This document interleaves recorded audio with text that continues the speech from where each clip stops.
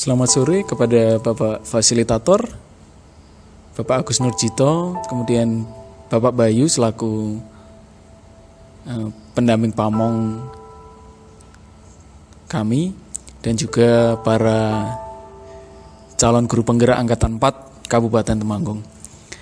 Tiba saatnya saat ini saya akan mengkoneksikan antar materi, kesimpulan, dan refleksi dari pemikiran Ki Hajar Dewantara yang tertuang dalam tugas 1.1.A.9.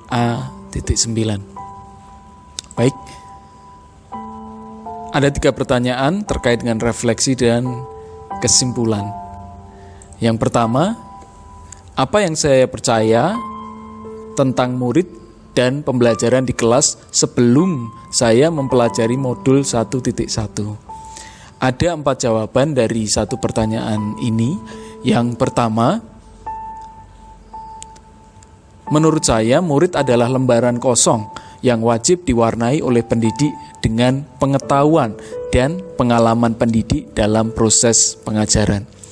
Yang kedua, metode pembelajaran yang paling mudah untuk dilakukan ke siswa adalah center teacher learning atau pembelajaran yang berpusat pada guru. Kenapa? Karena ketika mereka SD, mereka sudah diajarkan seperti itu. Jadi ketika di SMP, mereka sudah terbiasa juga seperti itu. Maka saya pendidik biasanya meneruskan saja apa yang menjadi kebiasaan anak didik ketika SD. Kemudian yang ketiga, peserta didik harus menguasai semua mapel yang diajarkan oleh pendidik hanya untuk mencapai ketuntasan belajar atau KKM mereka di rapot. Yang keempat, mengesampingkan bakat keterampilan anak, tetapi hanya mengejar ketuntasan belajar anak melalui nilai pengetahuan atau kognitif saja. Kemudian melalui pendidikan ini, CGP ini, kemudian melalui berbagai narasumber yang sudah disediakan, termasuk salah satunya adalah Bapak Ki Priyo Dwiarso mengatakan bahwa anak harus merdeka belajar. Kita harus memerdekakan jiwa sang anak, yaitu secara lahir, batin, dan tenaganya, sehingga anak bisa belajar dengan senang hati. Anak bisa belajar dengan gembira, sehingga mereka dapat menemukan talenta mereka atau kodrat mereka yang sudah dibawa sejak lahir.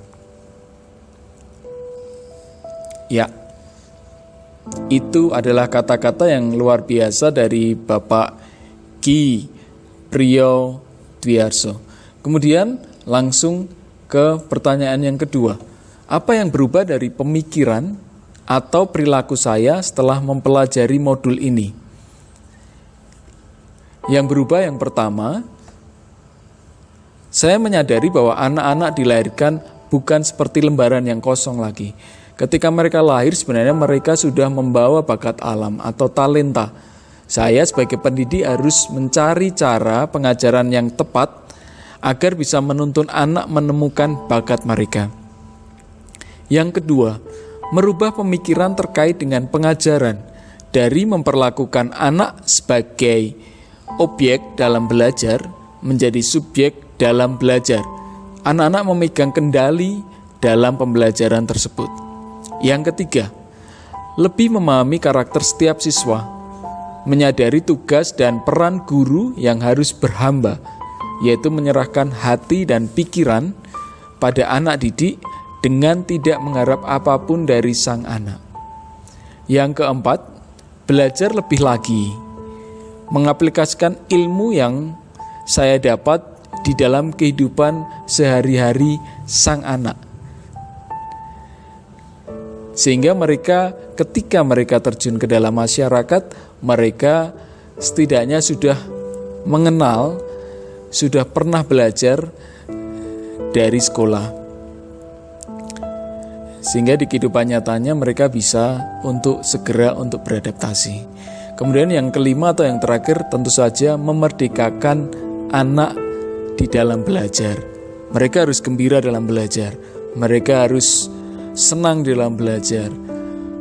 Tentu saja kita harus memiliki variasi di dalam melakukan pembelajaran.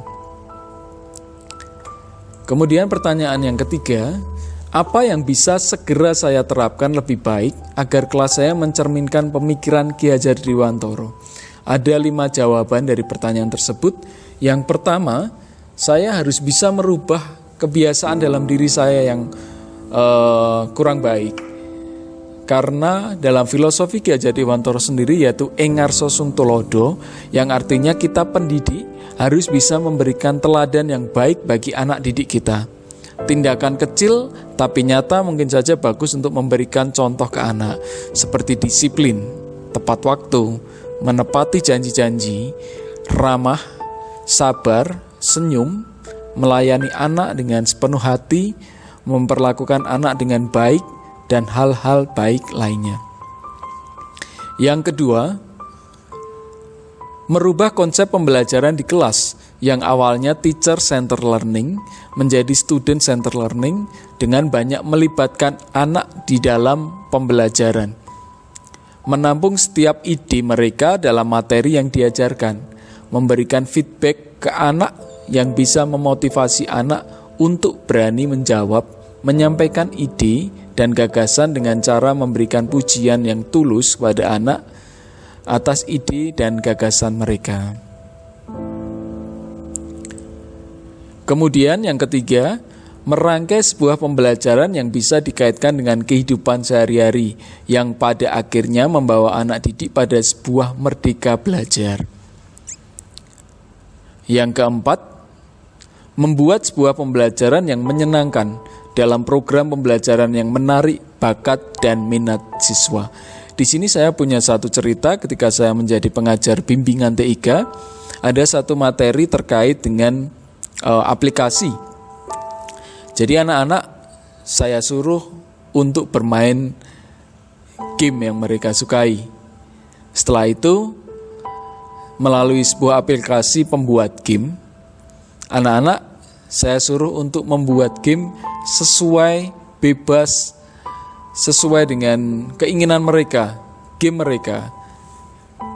Dari situ anak-anak sangat antusias sekali membuat game tersebut. Anak-anak senang, anak-anak ketawa, anak-anak mencoba, sampai dengan mereka berhasil membuat game mereka masing-masing. Tentu saja saya kira ini menarik minat, menarik bakat, kemudian mengungkapkan talenta anak-anak pada bidang komputerisasi tentu saja. Setelah anak-anak bisa membuat game, mereka kemudian bebas untuk bermain game mereka, bahkan mereka bertukar game dengan antar teman. Mungkin itu bisa saya harus perbanyak kembali pembelajaran yang menyenangkan seperti itu dalam kelas saya. Kemudian yang terakhir adalah tentu saja membuat kesepakatan di dalam kelas untuk menumbuhkan pembiasaan positif di dalam kelas, seperti berkomitmen pada aturan yang telah disepakati bersama.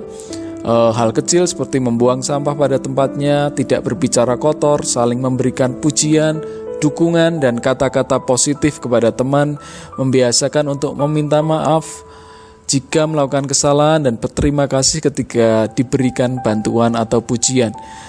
Serta yang terakhir tentu saja menanamkan toleransi antar umat beragama kepada peserta didik. Saya kira itu jawaban dari refleksi saya terkait pemikiran dari Ki Hajar Dewantara. Terima kasih atas kesempatan ini sehingga saya bisa merefleksikan apa yang telah saya pelajari sampai dengan hari ini. Izinkan saya untuk membagikan yel-yel terkait dengan CGP, yaitu salam guru penggerak dan salam merdeka belajar. Terima kasih atas waktunya. Terima kasih untuk mendengarkan refleksi kami.